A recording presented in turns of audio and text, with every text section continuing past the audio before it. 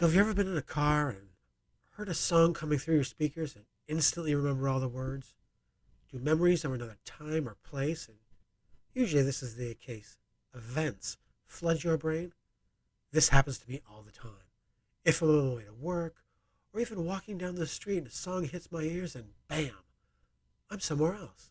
I remember the good times and even the bad times. I've even happen when I'm overhearing music from another source, like a grocery store.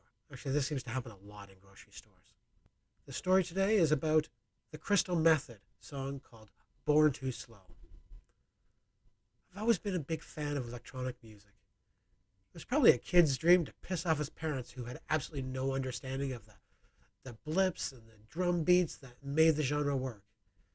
It seemed to get in my head and make me want to move. I honestly believe it also seems to calm my brain. So many different sounds to analyze and figure out how they work so well together. I still haven't found an answer to that one, but I do keep trying. This song, well, it reminds me of driving. Not on an actual road. I'm far too lazy and cheap to drive. I mean, people who complain about cash always seems to have a car. And it costs them money every single second that they drive. The loan to get the car, the insurance on said car, and of course the gas. And God knows the gas prices nowadays. I know it protects the squirrels and stray cats in a rainstorm, but I'll say no. I'll walk or take a cab. And honestly, so far, so good. What I'm referring to is the act of video game driving. This is a song called from Need for Speed Underground, the video game. The game seemed to come out at the time of the Fast and the Furious movie came out. The first movie, the street racing movie. The neon lights painting the street as they drove by. Not at all the cars and spacecraft that the series would eventually become. The movie featured driving in the dark and through city streets, and well, it really hooked me. And honestly, racing games have always been very, very interesting to me. I remember as a kid, I was pretty young, playing an old fire truck game in an arcade. The game lived in an old, almost unused mall. I remember vividly the darkness of the arcade. Actually, to think about it, I don't think there were any other games there. At least none that I gravitated toward. It was also strange that I only remember the sound of that fire truck game. You know, the piercing sound while driving, the siren. None of the cars seemed to move out of the way, the bastards. And the crash sound. When you crashed, it was deafening, especially to a kid. I was probably only 6 or 7, but I can't think of any other sounds. No Donkey Kong musical rumblings, no blips or bloops of any kind. I've always enjoyed arcade sounds. The semi-familiar sounds. You know, you hear the tune and you're like, where does that come from? And you just can't hold on to the answer. It's weird when I think about it that there wasn't really any other ambient sound. But so there I was, standing on a stool in a dark arcade with no other colors except the game screen and the game marquee. There had to be a game marquee. I have no idea what it was, but well, every game had to have something telling the player what the game was actually called, right? I don't remember where I got the money to play, but I can say with almost certainty that my stepfather didn't watch me play games. I don't even think he ever played any games with me.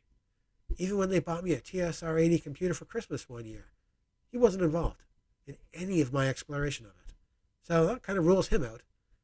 My real father? Well, maybe. I mean, he's the only one that would possibly dump me there and leave. But that doesn't seem right, as I never saw him that much, and I'm positive that I played the fire truck game more than once. And my mother? No way in hell. She thought video games was a juvenile waste of brain cells. Or maybe she just thought I was a waste of her brain cells. I don't know. The only thing my mother and I ever shared, really, were old Hitchcock movies. I mean, we didn't go to the theater or see them anything. I mean, how old do you think I am? I mean, watching them together on a Sunday afternoon. We watched them completely, from start to finish. I really don't remember asking a lot of movie-specific questions either.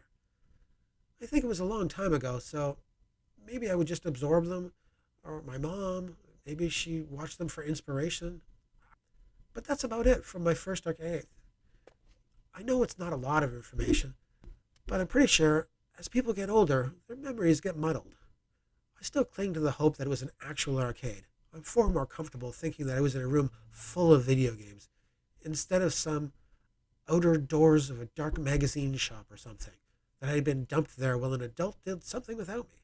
I actually don't remember the name of the game, but I do remember it was a black and white game where you had to steer a two-dimensional, top-down fire truck through a zigzag of a city street.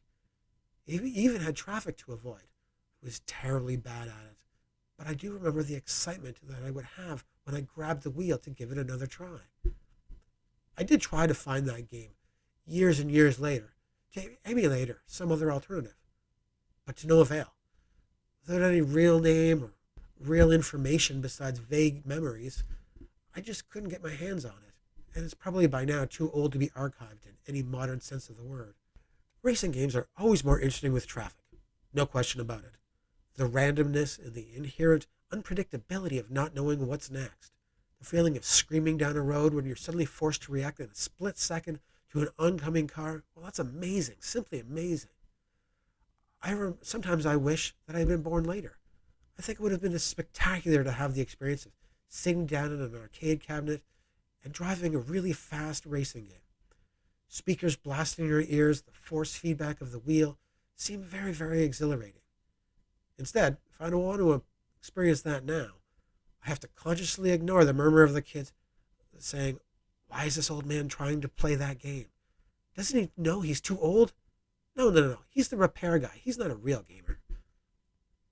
They continued the Need for Speed series of games for over a decade. Some like Underground, Most Wanted, and The Run are really, really special. But after a while, they fell off. They started remaking them. Really? Do I need two games, two Most Wanted games? They're called the same thing, but only one of them has the Razor Callahan as the villain? What the hell's going on, EA? The Need for Speed games were all about that. The rush of facing other racers and fighting traffic to win. So whenever I hear the phrase, I feel the need for speed, I go looking for my controller. I know. It's from Top Gun. It's a classic line. Goose going nuts. It's awesome. Yes, I get it. But the game just made that line just more relevant to the game. I wanted to drive fast. I wanted to avoid, cars and wrecks and stuff like that. So for me, the need for speed will always be tied to those special EA racing games. Not the crappy ones, like Need for Speed Heat. I used to miss the feel and the smell and the sounds of the arcade. Now I'm just too old to bother, especially when I can do it all from the comfort of my home. But it's not the same. But when I hear this song, I think of my couch and my controller, not some arcade.